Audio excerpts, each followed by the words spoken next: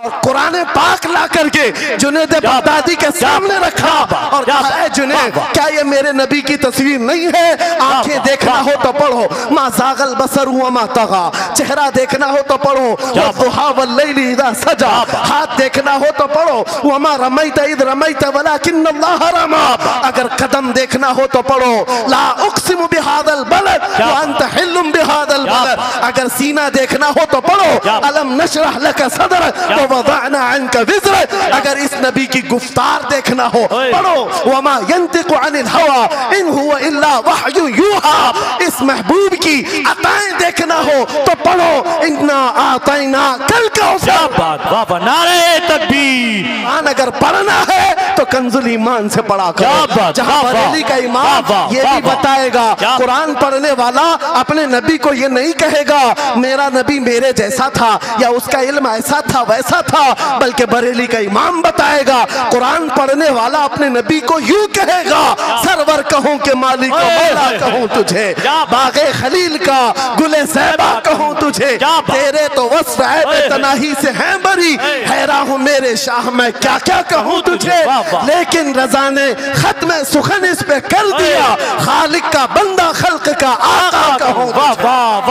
हमारा शिवा है पूरी दुनिया में कि सिर्फ और सिर्फ रसूल पाक की गुलाम कौम ऐसी है जो 1 मिनट में पूरा सन्नाटा तारी कर सकती है। किसी ने एक साहब से पूछा था, वेल ट्रेंड फौज जो होती है, चाहे वो अमेरिका की हो कि रशिया की हो कि जापान की हो, चाइना की हो, उनसे पूछा गया कि अगर 10,000 फौज को सफों में खड़ा करना हो और उनको रेडी करना हो तो आपको कितना टाइम लगेगा?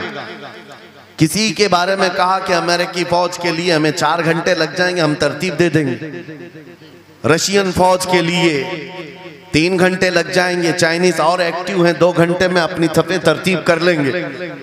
उस मुसलमान दानिश्वर ने कहा, अल्लाह का करोड़ों एहसान है, 1 लाख से ज्यादा का मजमा होता है हरम काबा में भी और हरम रसूल में भी। इमाम सिर्फ 1 मिनट में कहता है सफ़े दुरुस्त कर लो, किसी को डंडा मारने की जरूरत नहीं, सबकी सफ़े खुद दुरुस्त होती है।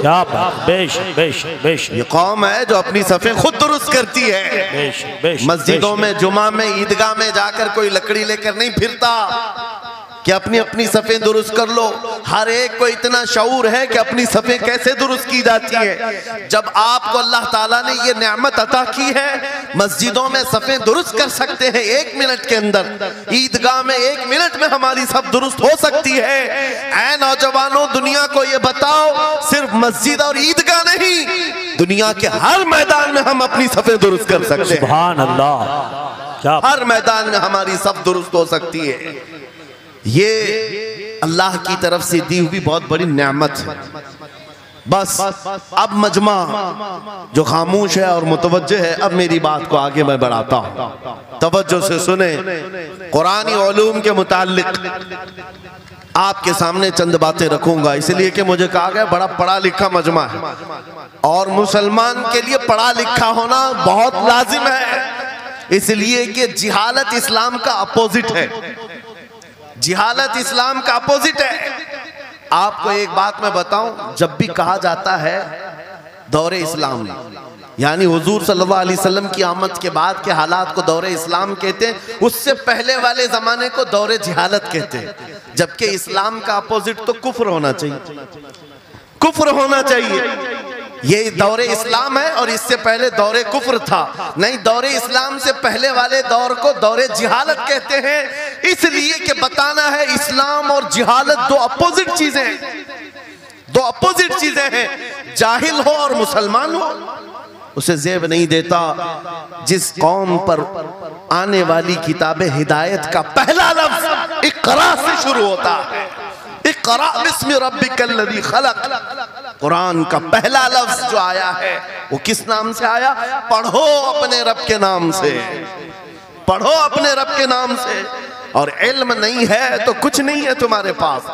इमाम गजाली तो फरमाते अन्नासु कुल्लुहुम मौता इल्लल उलमा, ये सारे इंसान मुर्दा हैं, जिंदा अगर कोई है तो इल्म वाला है, इल्म वाला जिंदा है। और जिहालत की तारीकियों में भटकने वाले की मिसाल ऐसी ही है जैसे अंधेरी कोठरी में बैठा हुआ है, कहीं रोशनी का आने का इंतजाम नहीं, उसके सामने हलवा रखो कि गोबर रखो, दोनों बराबर है। जाहिल आदमी के लिए ऐसा ही है, कभी उसका हाथ इसमें पड़ेगा, कभी उसका हाथ इसमें पड़ेगा।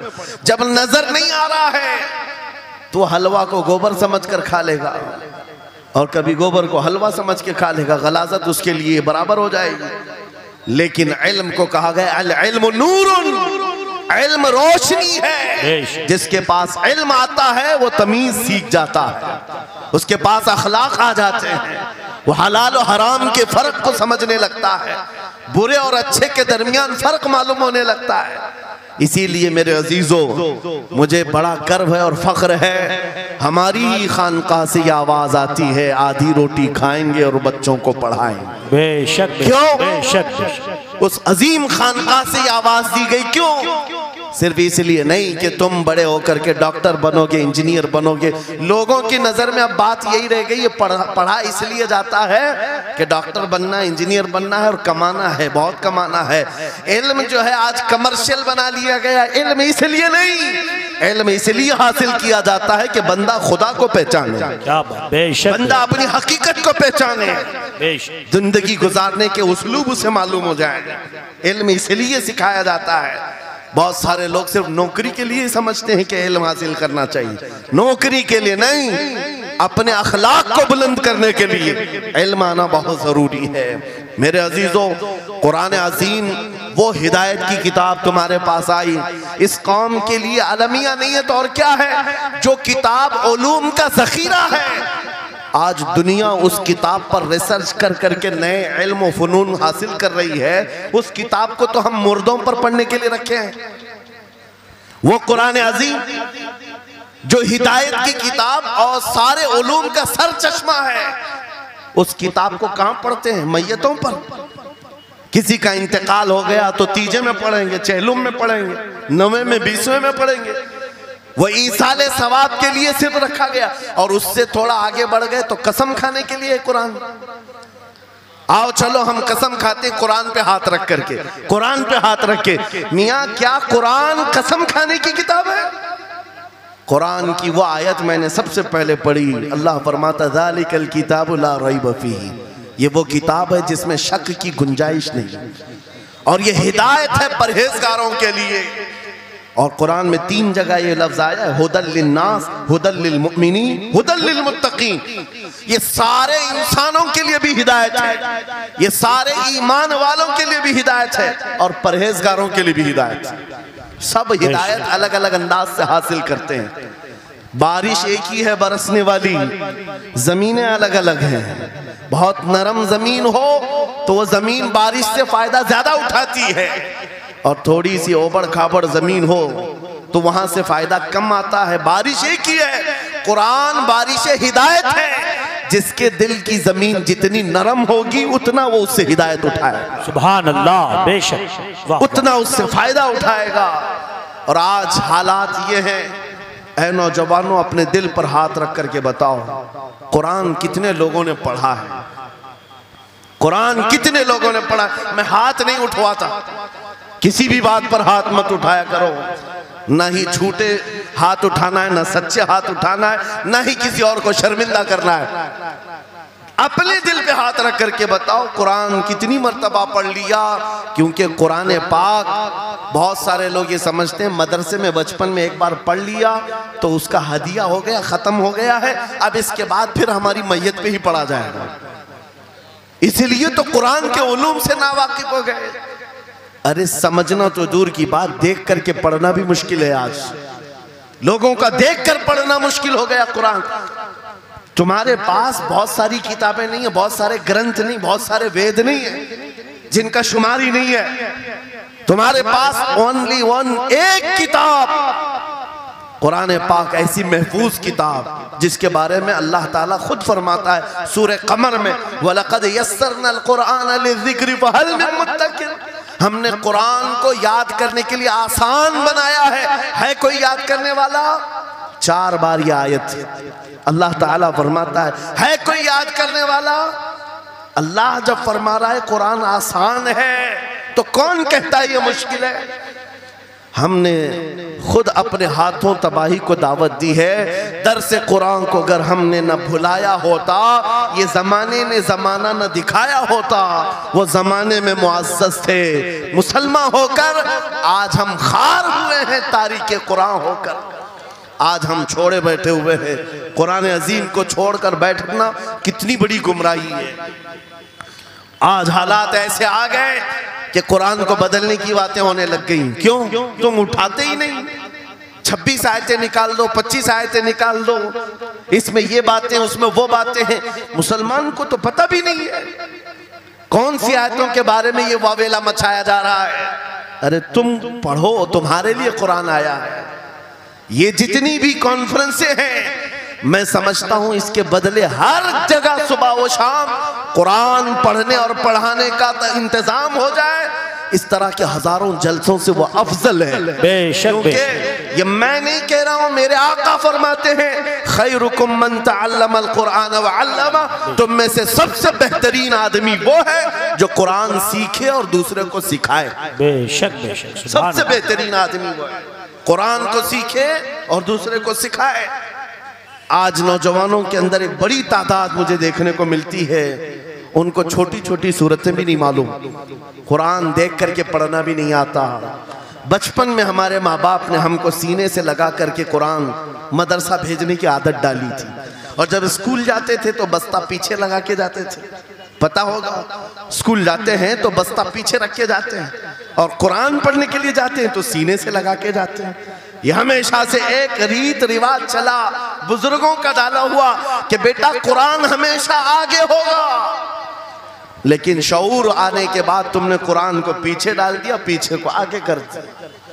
कोई इल्म ऐसा नहीं जो कुरान में मौजूद नहीं, कोई इल्म ऐसा नहीं। वला रतबिन वला याबिसिन इल्ला फी किताबिन मुबीन। मेरा मौला फरमाता है कोई खुश्की और तरी की बात ऐसी नहीं जो हमने कुरान में ना बयान की। वनज़्ज़लना अलैकल कुरान तिबयानन लिकुल्लि शै। रब फरमाता है हमने कुरान में हर चीज का वाज़ेह बयान उतारा है तुम पर।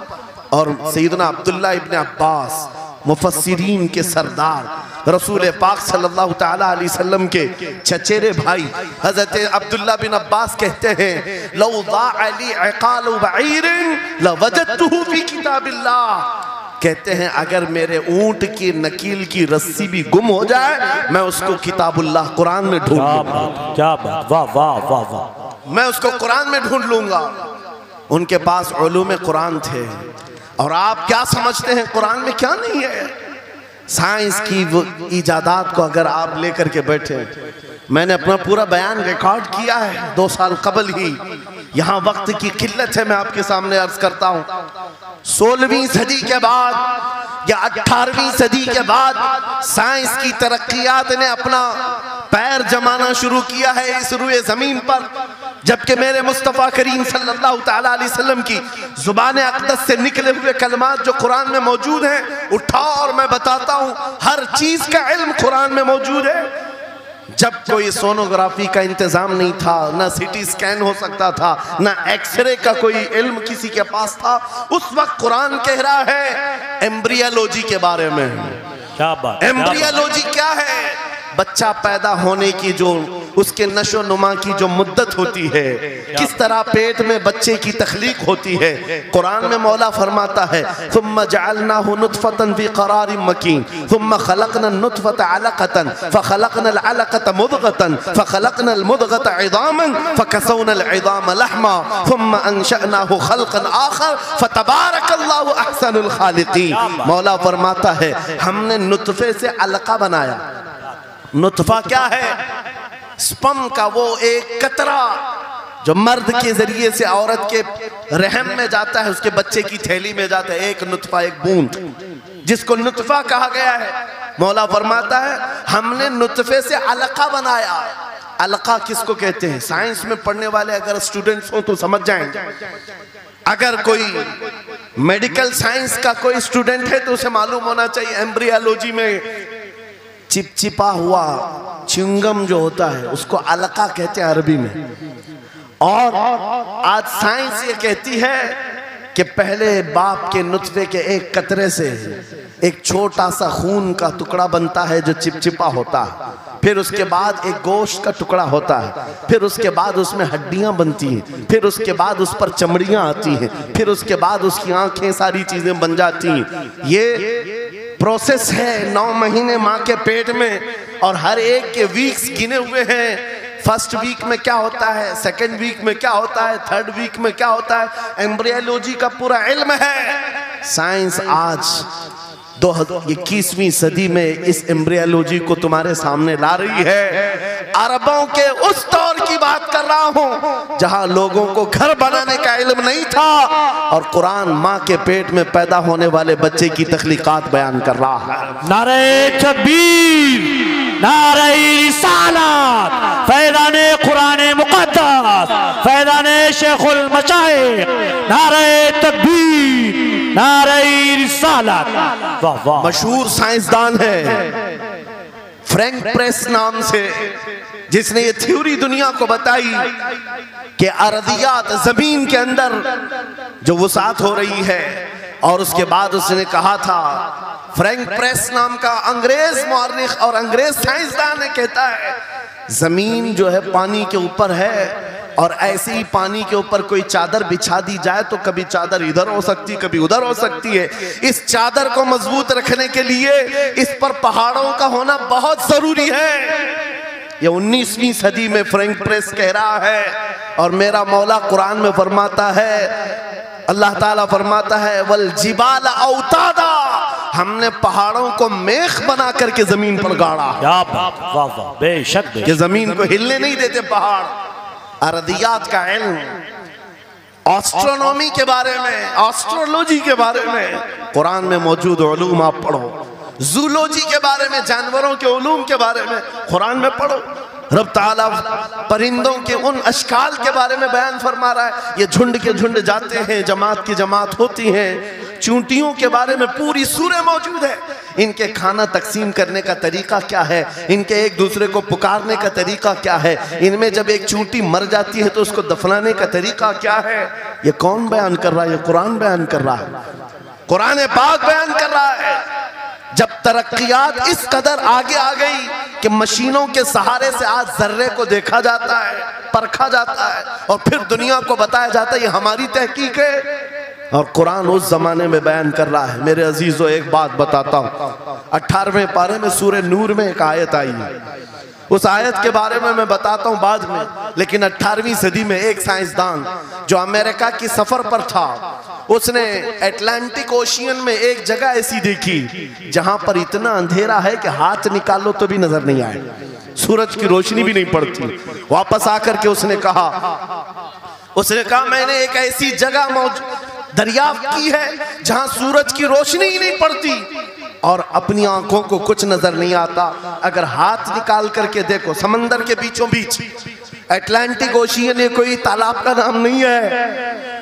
ये लंबा सफर तय करके कोई एक जगह को ढूंढ लिया एक साइंसदान, और आकर के दुनिया को बता रहा है मैंने एक ऐसी जगह मालूम की जहां पर खूब अंधेरा होता है, हाथ भी नजर नहीं आता। जब वो आकर के बताता है, एक आलिम रब्बानी ने कुरान की आयत पढ़ी, मौला कुरान में फरमाता है, इज़ा अखरज यदहु लम यकद यराहा व मन लम यजअलिल्लाहु लहू नूरन फमा लहू मिन नूर।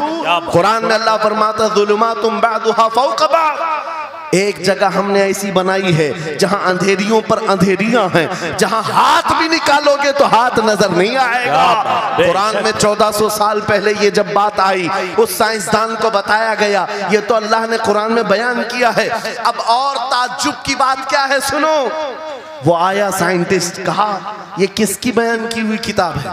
कहा मोहम्मद रसूलुल्लाह की, मक्का में पैदा हुए, मदीने में जिंदगी गुजारी, आखिर दिन की। उसने कहा मैं उनके बारे में जानना चाहता हूँ, हो सकता है वो समंदरों के बहुत बड़े माहिर थे, वो समंदरी उलूम के बारे में बहुत कुछ जानते थे, उन्होंने जिंदगी का बहुत सारा हिस्सा समंदरों के सफर में गुजारा होगा। उस जमाने में उनको अटलांटिक ओशियन में मौजूद ये अंधेरा कैसे पता चला? ताज्जुब की बात है, हैरत की बात है। जब उस साइंसदान से कहा गया, ए अजीज, हकीकी बात तो यह है कि पूरी 63 साला जिंदगी में मेरे आका एक बार भी समंदर के पास नहीं गए, एक बार भी इत्तेफाक नहीं हुआ। तब वो कहता है जो बंदा कभी समंदर के सफर पर गया ही नहीं और वो अटलांटिक ओशियन में मौजूद अंधेरियों की बात करता है तो फिर ये अपने पेट से नहीं, ये अल्लाह की बात कर रहा। क्या बात, बेशक बेशक, ये खालिक समंदर की बात कर रहा है, बेशक, जिसने वो अंधेरियां पैदा की। मेरे अजीजों, आपसे मेरा खिताब इसलिए है कि जो ज़ख़ीरे अल्लाह ताला ने हमारी किताब मुक़द्दस में रखे हैं, इसको हल करते करते लोगों के बाल सफ़ेद हो गए और तुम तो अखलाक सीखने के लिए ऐसे लोगों के पास जाते हो जिनको पेशाब करने का तरीका नहीं मालूम। क्या बात, बेशक, कुरान के उलूम क्या कम है तुम्हारे पास। अब मैं आता हूँ, ये तो साइंसी बातें हो गई, मैथमेटिक्स तो पूरा कुरान में इतना है, बयान करते करते मैं सुबह कर डालूं। कुरान पाक के अददी एजाजात, कुरान पाक के हिसाब, रियाजी, मैथमेटिक्स के फंडे, बहुत कुछ है। फिजिक्स के बारे में है, ज्योग्राफी के बारे में है, अलजिब्रा के बारे में है, साइंस के बारे में है। ये तमाम उलूम तो एक मिसाल के तौर पर मैं आपके सामने रख रहा हूँ, लेकिन अफसोस मैं उस कौम से बात कर रहा हूँ जिस कौम ने कुरान को छूना भी बंद कर दिया है। जाकर के देखें, आज ही जाकर के देखें, घरों के अंदर तुम्हारे टीवी, फ्रिज और वॉशिंग मशीन तो धूल से साफ होंगे, रोजाना साफ करते होंगे, कुरान को हफ्ते हो गए कभी छुआ भी नहीं। गर्द जमी हुई, धूल लगी हुई है। कुरान के साथ ये नाइंसाफी बंद कर दो, कुरान के साथ ये दोहरा मेयार बंद करो। आपको पता है क़यामत के दिन मेरे आका फरमाते हैं जो दो चीजें जिसकी हिमायत में आ गई उसको जन्नत में जाने से कोई नहीं रोकेगा, और दो चीजें जिसके खिलाफ खड़ी हो गई फिर उसको दोज़ख में जाने से भी कोई नहीं रोक सकता। हुजूर से पूछा गया वो दो चीजें क्या हैं? हुजूर फरमाते हैं जिसकी हिमायत में रमजान और कुरान खड़े हो गए उसका जन्नत में जाना तय हो जाता है। क्या बात, वाह वाह। और जिसके खिलाफ खड़े हो गए रमजान और कुरान, हुजूर फरमाते हैं फिर उसका दोज़ख में जाना तय हो जाता है। अल्लाह अकबर। अल्लाह के रसूल, दानाए ग़ुयूब, कायनात के सरदार मेरे आका दुआ करते हैं अल्लाहुम्मा जअलिल कुरान हुज्जतन लना ला हुज्जतन अलैना। ये मेरे नबी की दुआ है। आप तवज्जो करें, हुजूर जब ये दुआ कर रहे हैं, ऐ अल्लाह कुरान को क़यामत के दिन मेरा हिमायती बना, मेरे खिलाफ ना बना। क्या बात, वाह। साहिब कुरान खुद कह रहे हैं क़यामत के दिन इसको हमारे खिलाफ ना खड़ा कर, कुरान को हमारा हिमायती बना। ऐ लोगों, हम कौन सी जिंदगी गुजार रहे हैं आज? बहुत दूर हम आ चुके हैं, बहुत दूर हम आ चुके हैं। आज कुरान की तालीम को भी इतना सस्ता समझा जाता है, इतना सस्ता कि आपके पास अगर बच्चे के पास टाइम हुआ तो मदरसा भेजो, नहीं तो छोड़ो जाए। मदरसों में आने वाले वो बच्चे जिनकी नाक बह रही हो, कपड़े ढंग के ना हो, कारी साहब और हाफिज साहब खुद ही उसको साफ भी करें, खुद ही पढ़ा करके भी भेजे। क्या तुम अपने वक्त की मशहूर कॉन्वेंट स्कूल में भी इसी तरह अपने बच्चों को भेजते हो? वहां पर गैर हाजिरी से कितना डरते हो, अपनी छुट्टियां तर्क कर देते हो, रिश्तेदारों से मिलना बंद कर देते हो। नहीं, बच्चे की स्कूल छूट सकती है, लेकिन कुरान के साथ कैसा दोहरा सलूक है, कुरान के साथ कैसा मेयार है। आपको मैं बताता हूँ, इमाम हमारे सिराजुल उम्मा इमाम आजम अबू हनीफा रज़ी अल्लाह ताला अन्हु अपने बेटे को जिस कारी कुरान के पास पढ़ने के लिए भेजा करते थे, कारी साहब ने इमाम आजम के बच्चे को पूरा कुरान पढ़ा दिया। नाजरा कुरान की बात कर रहा हूँ। जब पूरा कुरान बच्चे ने पढ़ लिया तो इमाम आजम अबू हनीफा को ये मुबारकबादी दी गई कि आपका बच्चा पूरा कुरान पढ़ चुका है हाफिज साहब के पास। तो हाँ, इमाम आजम बड़े ताजिर थे अपने ज़माने के। उन्होंने क्या किया, उस कारी साहब को 4 लाख दिरहम नजराने में भेजा। सुभान अल्लाह। कितना? 4 लाख दिरहम चांदी के सिक्के होते थे। इमाम आजम अबू हनीफा ने जैसे ही कारी साहब के पास जो कुरान पढ़ाए थे ये नजराना भेजा, उनके पास ये नजराना पहुंचा। 4 लाख तो छोड़ो, आज के ज़माने में 4000 भी किसी को देता नहीं। हाफिज कुरान अगर किसी बच्चे को पढ़ाया है, और मैं मांग भी नहीं रहा हूं कौम से, इमाम आजम की बात बता रहा हूं। जब नजराना कारी साहब को पहुंचा, उन्होंने देखा 4 लाख दिरहम मेरे पास आए, इतनी बड़ी रकम। बच्चे को खाली कुरान ही पढ़ाया था, दौड़े दौड़े वापस इमाम आजम अबू हनीफा के दौलत कदे पर आ गए। घर पर आए, कहा हुजूर आपसे मैं ये पूछना चाहता हूँ कि गलती से तो ये रकम मेरे पास नहीं आ गई, ये किस लिए दी गई है? कहा कि ये तो आपने कुरान बच्चे को पढ़ाया, मैंने हदियतन भेजा है। कहा हुजूर सिर्फ नाजरा कुरान ही तो पढ़ाया, इतनी बड़ी रकम। इमाम आजम अबू हनीफा ने कहा कारी साहब आज चले जाओ, और अपने बेटे को बुलाया, इधर आ बेटा, कल से इस हाफिज के पास पढ़ने के लिए तू हरगिज नहीं जाएगा, कल से इसके पास तू इल्म हासिल करने नहीं जाएगा। बच्चे ने पूछा हुजूर क्या हो गया? कहा जो बंदा मेरे 4 लाख दिरहम को कुरान से बड़ा समझता है, मैं उसके पास अपने बेटे को नहीं पढ़ा सकता। वाह वाह वाह वाह। मैंने तो कुरान का एक हर्फ की कीमत नहीं अदा की, उसने कुरान के ऊपर मेरी रकम को समझ लिया।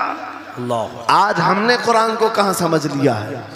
वो इमाम आजम अबू हनीफा फरमाते हैं जो कुरान से ज्यादा माल को अहमियत देता है उसके पास बच्चों को पढ़ाओ भी मत, ना पढ़ाओ। अजीजा ने गिरामी वक़ार, हमारा ये दोहरा सलूक, हमारा ये दोहरा मेयार कुरान के साथ जो हमारी नाइंसाफी है, हमें अखलाकी पस्ती में लाकर खड़ा कर चुकी है, अखलाकी पस्ती में लाकर खड़ा कर चुकी है।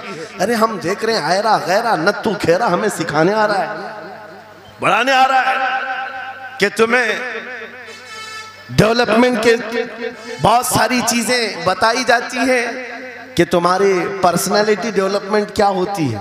अलीगढ़ वाले तो नौजवान बहुत सारे जो स्टूडेंट्स हैं जानते होंगे, बीए कर लिया, एमए कर लिया, बीकॉम कर लिया या कुछ भी कर लिया, डिग्री हासिल कर लिया।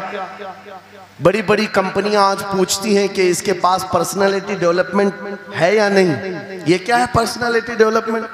कुछ बड़े बड़े शहरों के नौजवान हमारे पास आए थे, कहा हम कोर्स कर रहे हैं। कहा मैंने पूछा इसमें होता क्या है?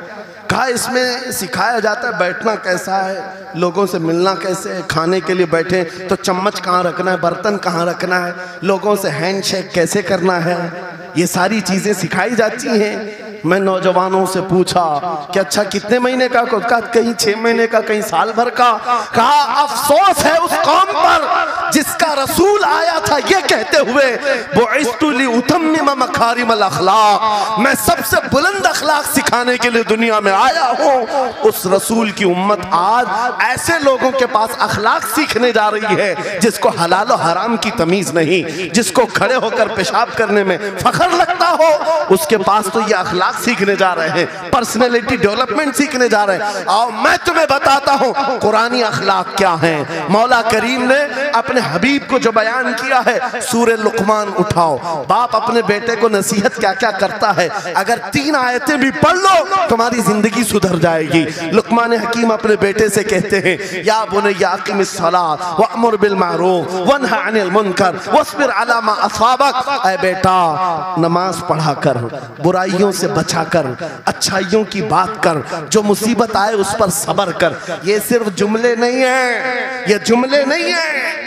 लुकमान हकीम ने अपने बेटे को जो डराया था, कुरान कहता है या बुनय्या इन्नहा इन तकु मिस्काल हब्बतिन मिन खरदलिन फतकुन फी सखरतिन औ फी समाई औ फिल अर्दी याति बिहल्लाह। आज हर बाप को चाहिए कि ये नसीहत अपने बेटे को करे। क्या बात, हर बाप अपने बच्चे को ये बात बताए, सुनो क्या लुकमान कहते हैं, बेटा बुराई अगर तूने कर लिया, ये मत समझना कि मैं रात के अंधेरे में छुप कर लिया। आज तुम्हारे हाथ में मोबाइल गुनाहों का अड्डा बन करके आया है, सिर्फ एक टच स्क्रीन पर सारी दुनिया तुम्हारे सामने नंगी नाचती हुई नजर आती है। कितने नौजवानों ने अपने अखलाक का कत्ल कर लिया है, उनकी आंखें हया से नापाक हो गई हैं।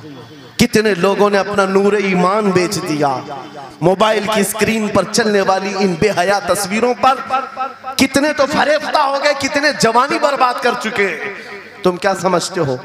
मेरे अजीजों, एक जवान ने मुझे बताया था, रात के वक्त मैं तन्हा मोबाइल लेकर बैठा था, अचानक पर्दा हिला तो डर लगा, जल्दी से स्क्रीन ऑफ किया, बैठा। मुझे लगा माँ आई होगी, बाप आया हो, कोई आया होगा, लेकिन कोई नहीं। पर्दा हिला, एक बिल्ली आई थी, इससे भी डर लग गया।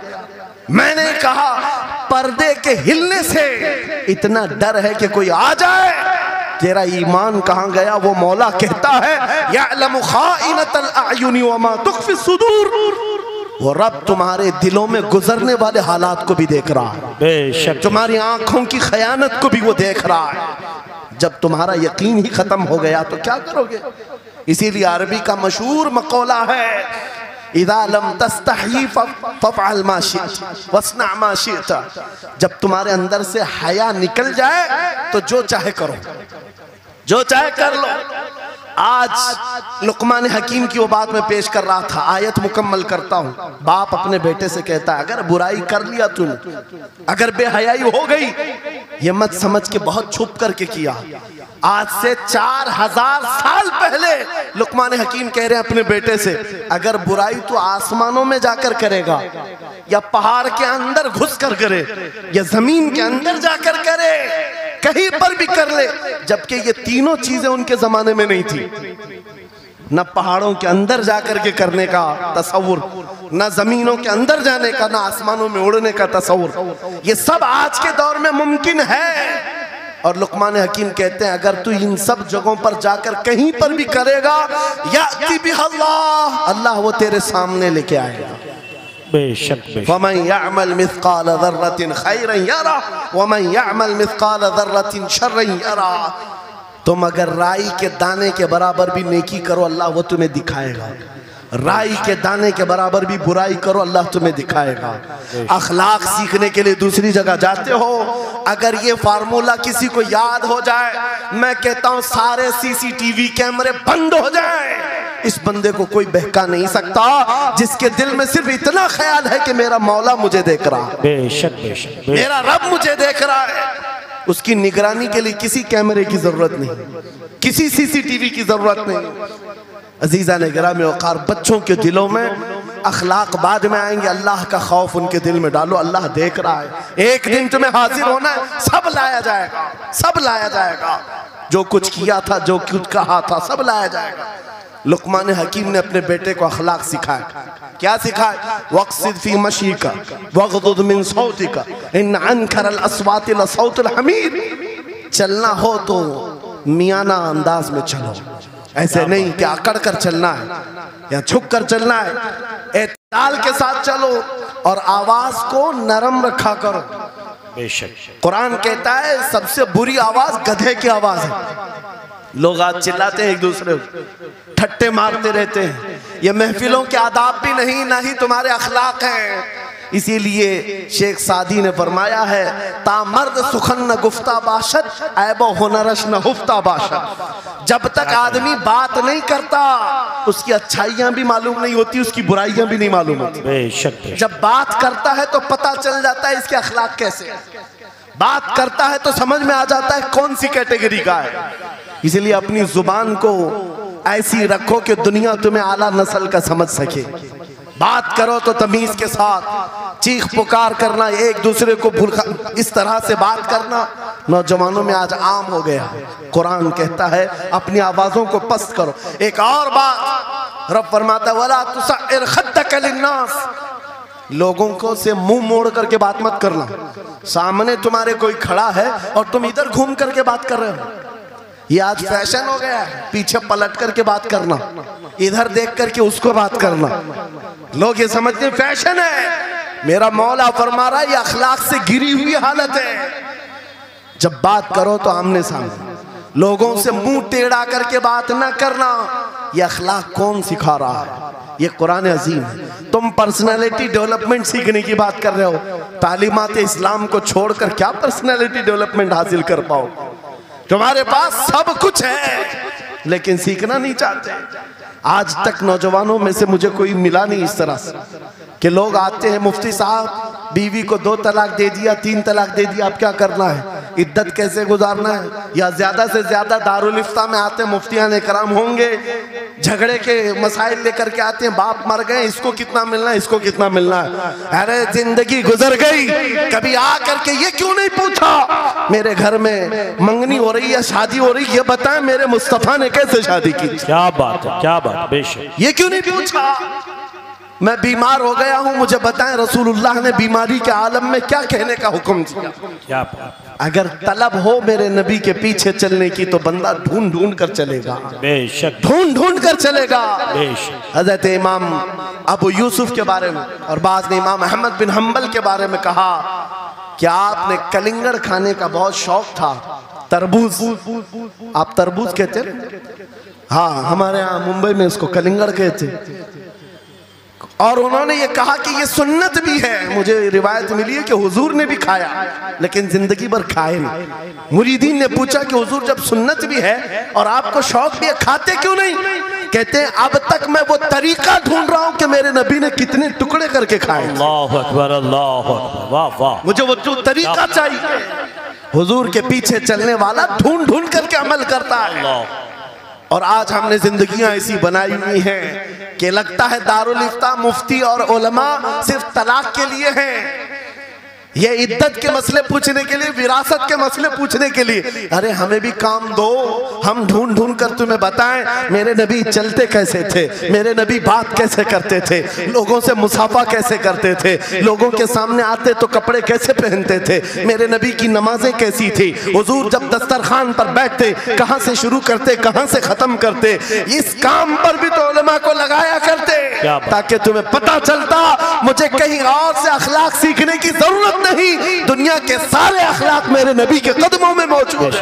नारे तकबीर, नारे रिसालत, फैज़ाने खानकाए बरकत, फैज़ाने खानकाए बरकत, शेरे रज़ा, शेरे रज़ा, फैज़ाने शेखुल मशाइख, नारे तकबीर, नारे रिसालत। वाह वाह। दर्स कुरान को अगर हमने न भुलाया होता, ये जमाने ने जमाना न दिखाया होता।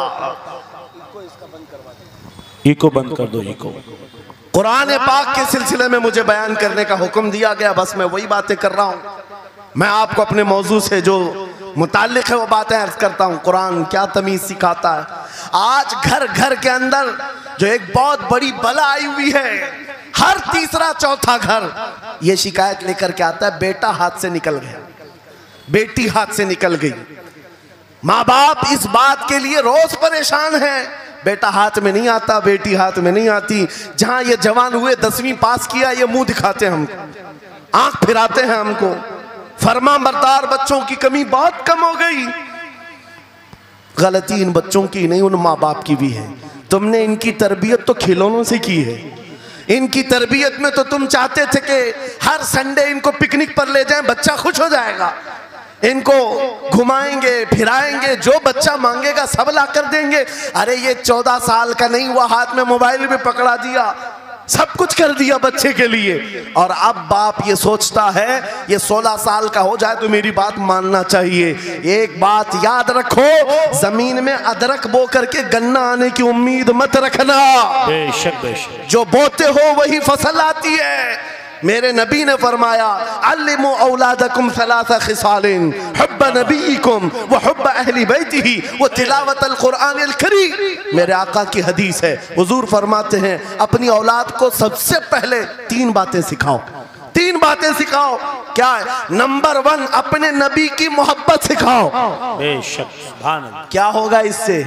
तुम जिस बात के लिए आज परेशान हो ना, 16 साल के बाद मेरा बच्चा मेरा फरमाबरदार बने, याद रखो तुम अगर इस बच्चे को नबी की मोहब्बत डालो, 16 साल नहीं तुम्हारा बेटा 60 साल का होगा, तब भी सर झुकाकर तुम्हारे साथ खड़ा रहेगा। क्या बात, बेशक बेशक। तुम उसके दिल में अल्लाह रसूल की मोहब्बत डालो, अल्लाह तुम्हारी मोहब्बत उसके दिल में डाले। बेशक बेशक, ये रिटर्न दिया जाता है। नंबर 1 अपने नबी की मोहब्बत, नंबर 2 रसूल पाक के अहले बैत की मोहब्बत। मेरे आका फरमाते हैं बच्चों को सिखाओ।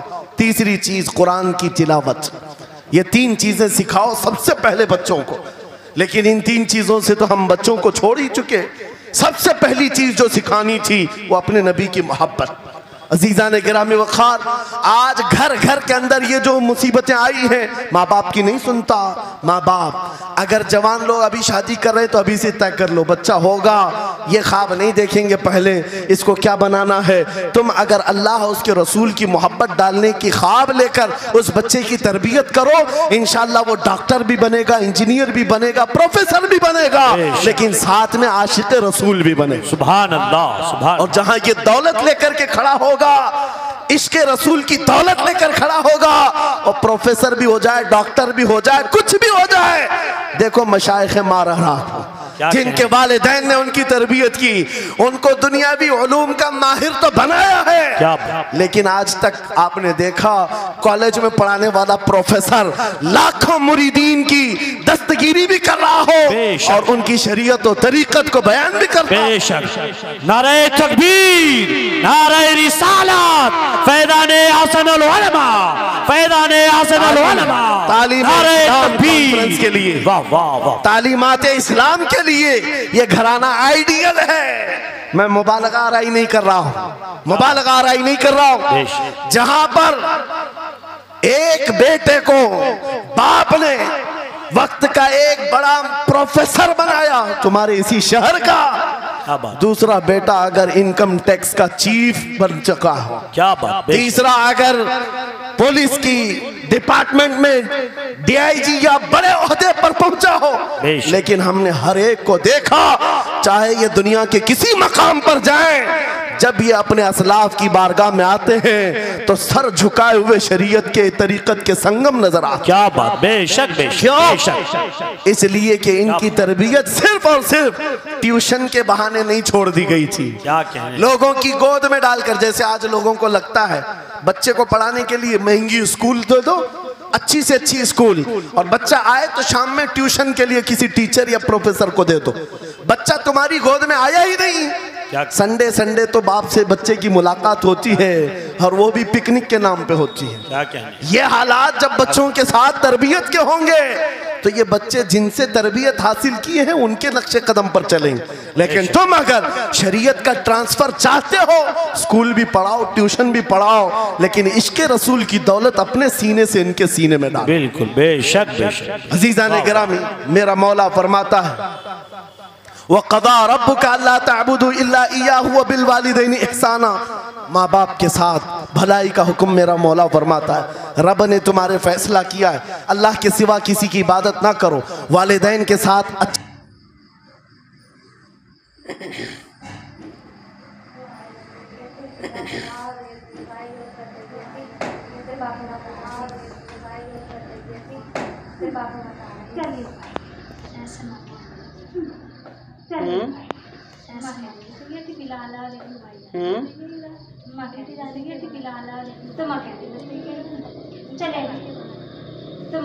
समझा ना, समझा ना।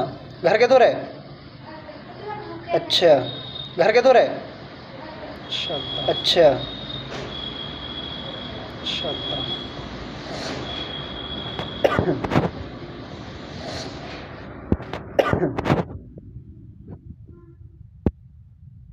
ईद हो गई आज तो, पल्लंग भी ईद हो गई आज तो, दोनों जगह ईद हो गई साहब। पल्लंग भी दोनों जगह ईद हो गई साहब।